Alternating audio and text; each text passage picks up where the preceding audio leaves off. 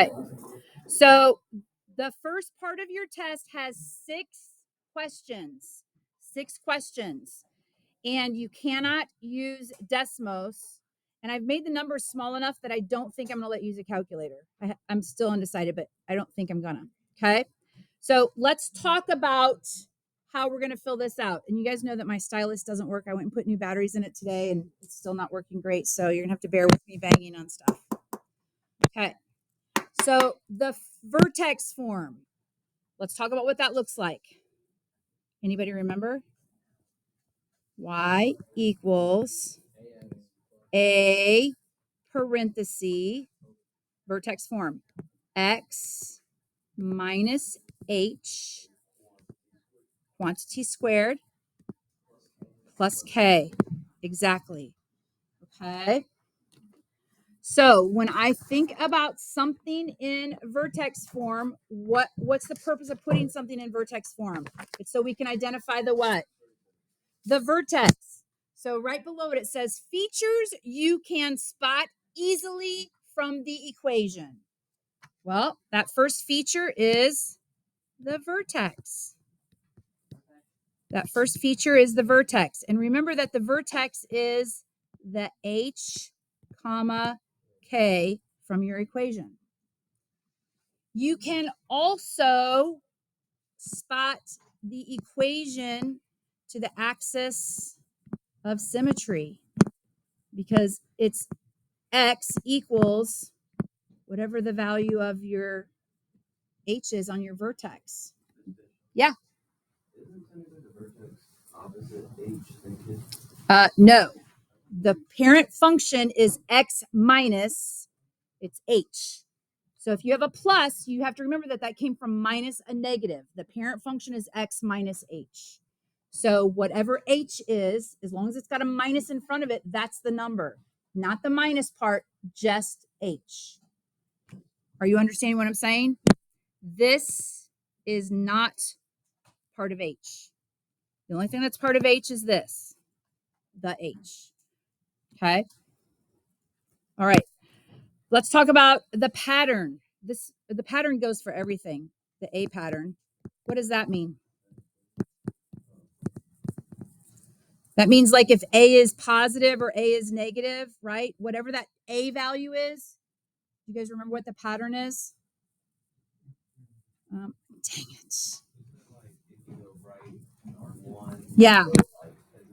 If you go right, 1 squared is 1. You go up 1. If you go right, 2 squared is 4. Right, 3 up 9. And then this A pattern that we're talking about, you take every single term and you multiply it by A, right? And that tells you if it's negative that you're going to change direction to go down. Okay, so all of them, you can look at what the coefficient A is and figure out your pattern. Does that make sense? Okay, what about a feature that you can solve for? Well, if I have it in vertex form, I can let X equal 0 and find the y-intercept, right? Because that happens when X equals 0. True or false? True. I can let X equal 0 and that'll let me find the y-intercept. So that's vertex form. Are we good with that? Okay. The next form, they're calling it intercept form because of the x-intercepts. You also might see it as factored form. You also might say factored form. I'm just hoping that it'll start writing if I just keep banging it. Oh my gosh. So intercept or factored form. So what does that look like? Well, y equals A out front, sorry, x minus r sub 1. What does that r sub 1 stand for? The first root times x minus r sub 2. This is called intercept form or factored form. Well, what does that let you do? What are you able to identify quickly? Yeah, your x-intercepts, which are also called the roots, right? R sub 1, comma 0, R sub 2, comma 0. And you can still look at your pattern. Okay. So if you know your R sub 1 and your R sub 2, if you know what your two roots are, what can you calculate? How about the axis of symmetry? R sub 1 plus R sub 2 divided by 2, right? You can plug that in to find the vertex because that's going to give you the x value. And you plug it in and find the y. And you can also solve, like you can also let x equal 0 and find the y-intercept. So you can do a lot of things when it's in root form. The r plus 1 and r plus 2, like r1 plus r2 is probably the most important, finding the axis of symmetry. But I did tell you guys, remember, here's something to remember. Remember that the axis of symmetry is halfway between these 2 points, right? It's halfway between it. So if you can graph it, you can find the axis of symmetry. Just find the halfway point, okay? All right, the last form that we learned is standard form, and it's actually the first form that we actually learned. Y equals ax squared plus bx plus c. So what easiest one? You can look at it and automatically identify what? Y-intercept. Because it's 0, comma c, right? Y-intercept 0, comma c. Okay. Well, what can you calculate from this? Well, you can calculate the axis of symmetry. The axis of symmetry is the opposite of B over 2A. Yeah, that's your X value.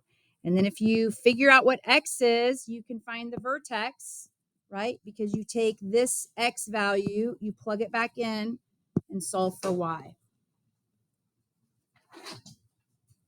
Plug in your X and solve for your Y. So we're going to do 3 examples written in 3 different forms to show you all of the things that we can do with it. Okay? Does that make sense? That's what question number 2 is. We're going to use that idea and find all of these things. Okay?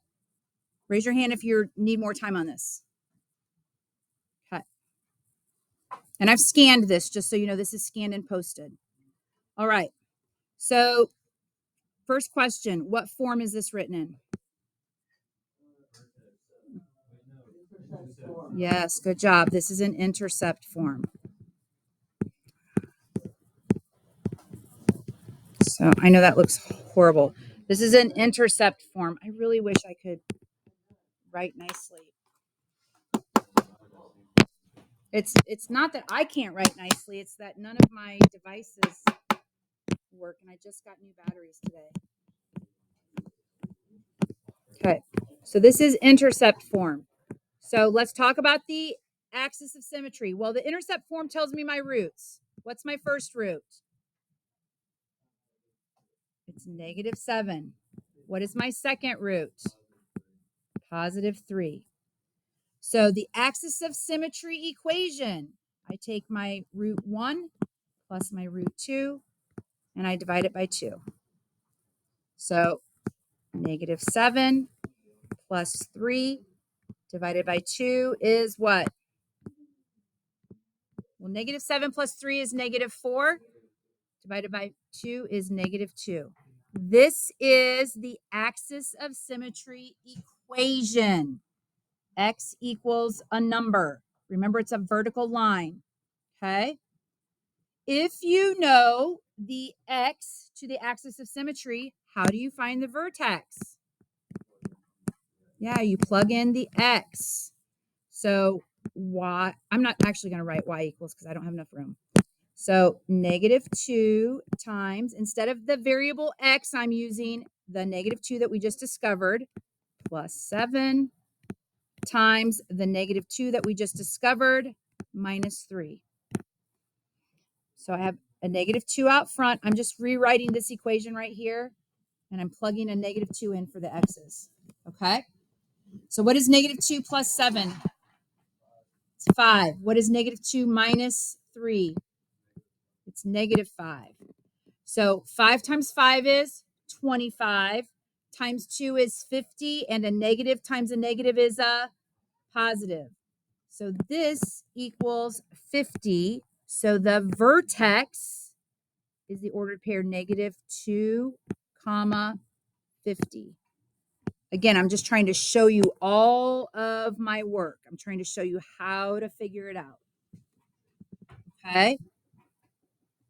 How about the y-intercept? How do you find the y-intercept from anything? Let x equal 0. So the equation, -2, but instead of an x plus 7, I'm putting 0 plus 7. And instead of the x minus 3, I'm putting 0 minus 3. So I have a -2 out front. 0 plus 7 is 7, and 0 minus 3 is -3. So 2 times 7 is 14. I'm trying to make that bigger, you guys, but it's not letting me touch the screen and write on it. It becomes positive 42. This equals positive 42. So the y-intercept is the ordered pair 0, 42, because we let x equal 0 to find that. We let x equal 0 to find that. Okay. This last question asks us about the pattern, and it says be specific, direction and shape. So it's asking us about the transformation.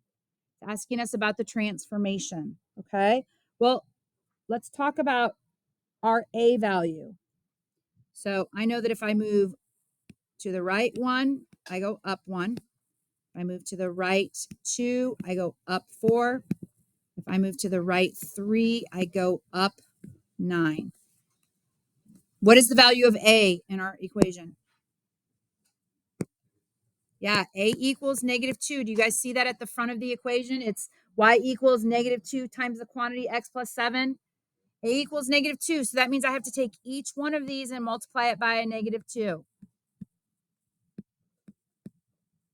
So when I do that, now when I go 1 unit to the right of the vertex, I'm going to go down 2. If I go 2 units to the right of the vertex, I'm going to go down 8.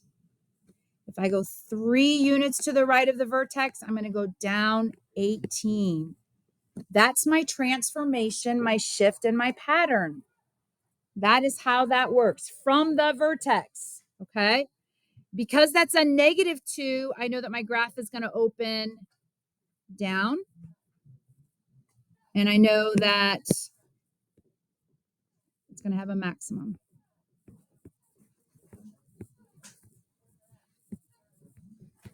Are you guys getting what we're doing here? Is this making sense?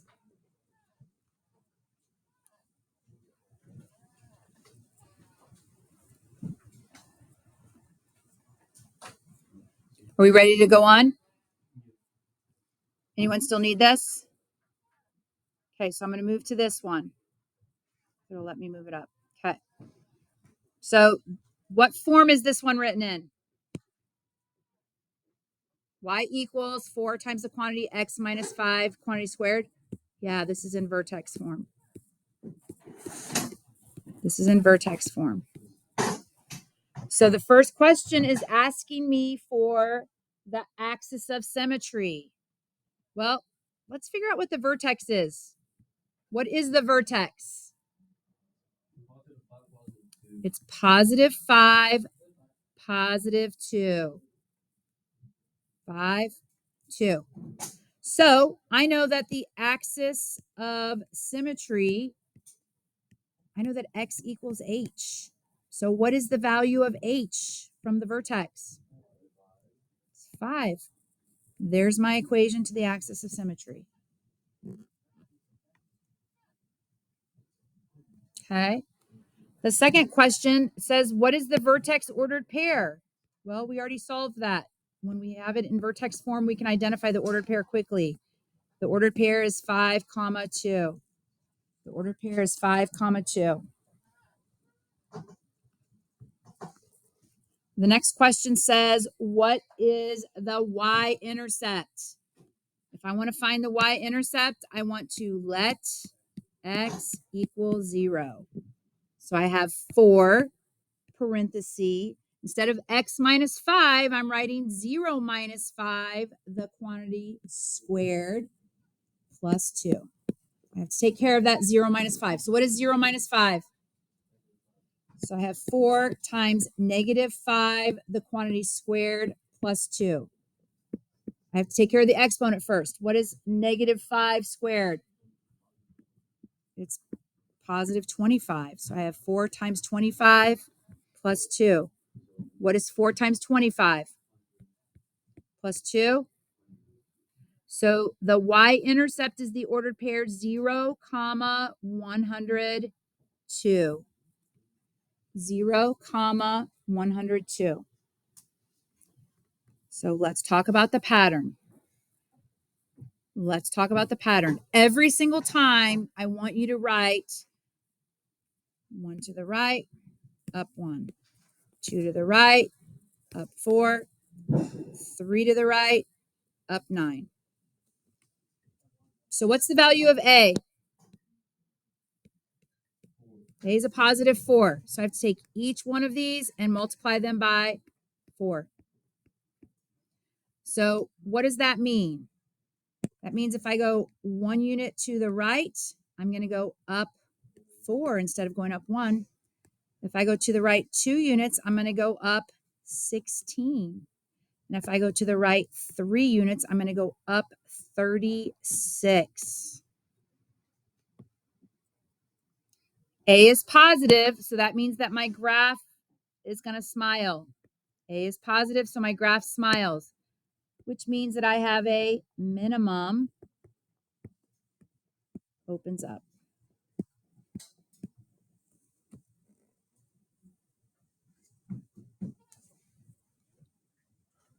We're going to do the last one. The last one is written in what form? It's in standard form. Let's look at this last equation. It's written in standard form.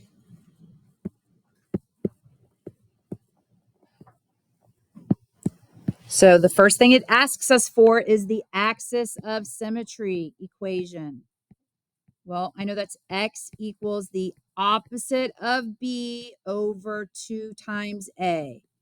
So let's figure out what the opposite of b is. What is b, first off? B is negative 8. So what's the opposite of negative 8? Positive 8 over 2 times, what's the value of a? 2. So this gives me 8 over 4, which equals 2. So the equation to the axis of symmetry is x equals 2. Guys and gals, I'm telling you right now, if you don't write it as x equals whatever the number is, if you just give me the number, you're going to lose a point because it's not an equation. Just don't make that mistake. X equals, it's a vertical line, okay? Now it's asking us to find the vertex. So I'm just going to plug in x equals 2 to the function, right? So 2 times, instead of x, I'm using 2, the quantity squared, minus 8 times 2 plus 7. So 2 squared, that's 4. A negative 8 times 2, that's negative 16 plus 7. Let's see, 2 times 4 is 8. 8 minus 16 is negative 8, and negative 8 plus 7 is negative 1.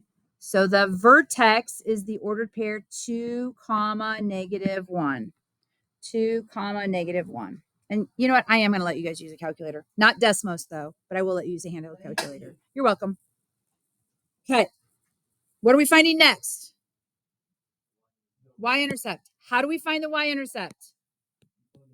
We let x equal 0. So 2 times, instead of the x, I'm going to put a 0 there. 2 times 0, the quantity squared, minus, do we have to do that? What form is this written in?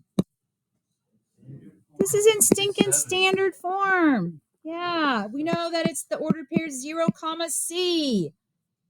So it's 0, comma 7. But it's good that you know to plug in 0. That's good, good, good. Cut. Last one is the pattern. Last one is the pattern. So if I go 1 unit to the right, I go up 1. 2 units to the right, up 4. 3 units to the right, up 9. What is the value of A? It's 2. So I'm going to take A and multiply it by all of my outputs. So what does that mean? Well, that means that if I go 1 unit to the right, I'm actually going to go up 2. If I move 2 units to the right of the vertex, I'm going to go up 8. And if I go 3 units to the right of the vertex, I'm going to go up 18. Okay.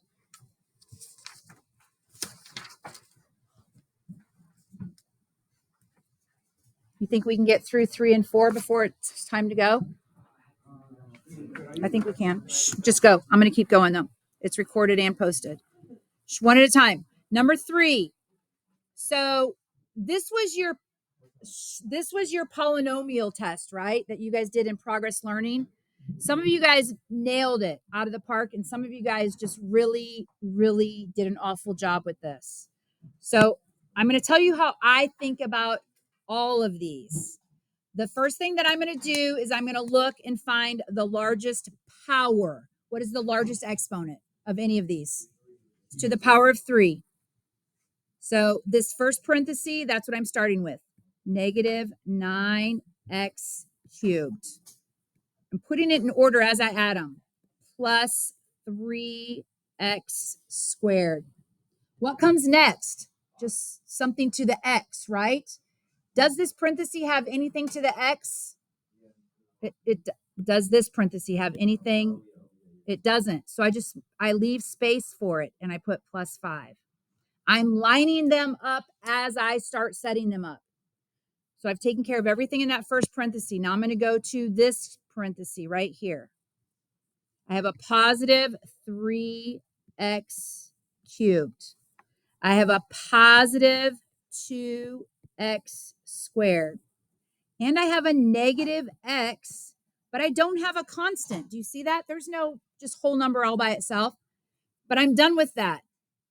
This last parenthesis has a minus sign in front of it. What does that mean? You need to change the sign of everything inside of there. And I do it just like that, right below it. So do I have anything cubed in that last parenthesis? Nope, I don't. So I'm going to start at the squared. Negative 7x squared minus 2x minus 15. And I'm going to add all of these together. So a positive 5 and a negative 15 give me a negative 10. A negative x, so negative 1 and negative 2 give me negative 3x. Look at all my squareds. I have 3 plus 2, which is 5, minus 7, which is negative 2x squared. And a negative 9 and a positive 3x cubed gives me a negative 6x cubed. If you actually take the time to set them up the right way when you get ready to add them, you've already got it written in standard form. You're saving yourself a step at the end and the chance that you're going to actually add two things that don't have a common variable term, like the same power. Does that make sense? Line them up when you set the problem up, okay? Example B is asking you to do what? Take a binomial times a trinomial. So I need to make a box. I'm going to make sure that my box is 2 tall and 3 wide. 2 tall, x and negative 3, 3 wide, x squared, positive 2x, and a negative 4.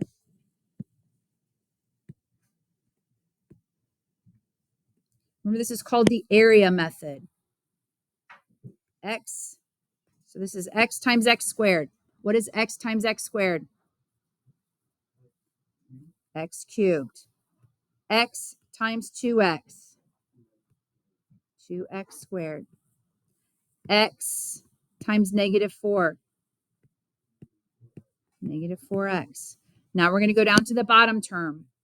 Negative 3 times x squared. Negative 3 times 2x. Negative 3 times negative 4. So not always, I can't say 100% of the time, but most of the time you should be able to combine your like terms on the diagonals. So x cubed is all by itself. It doesn't have anything with it. What is negative 3x squared and a positive 2x squared? Negative x squared. What is a negative 6 and a negative 4? Negative 10x plus 12.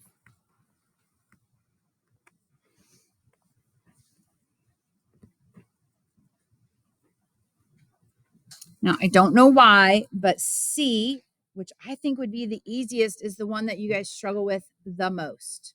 Because you try doing this crazy thing of distributing the 2 first, and then you take care of your power.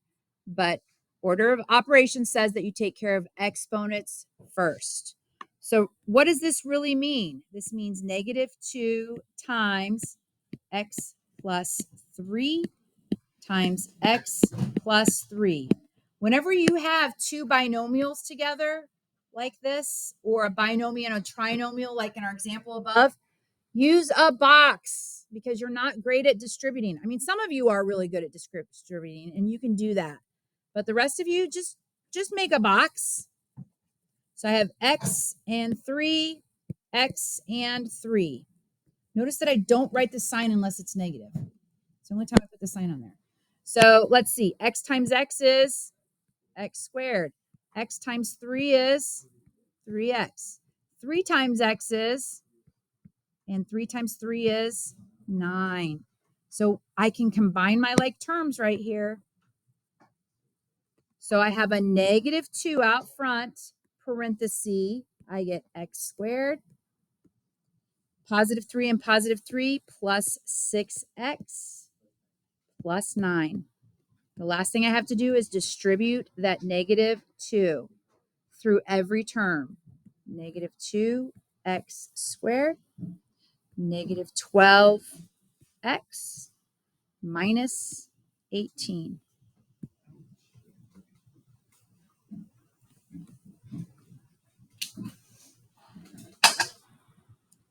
Okay.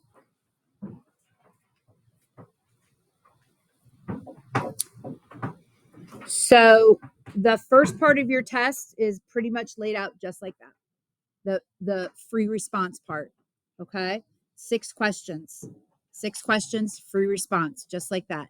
The rest of it is pretty much not all, but 97% multiple choice, maybe 94%. I think there's 2 fill in the blank. The rest are.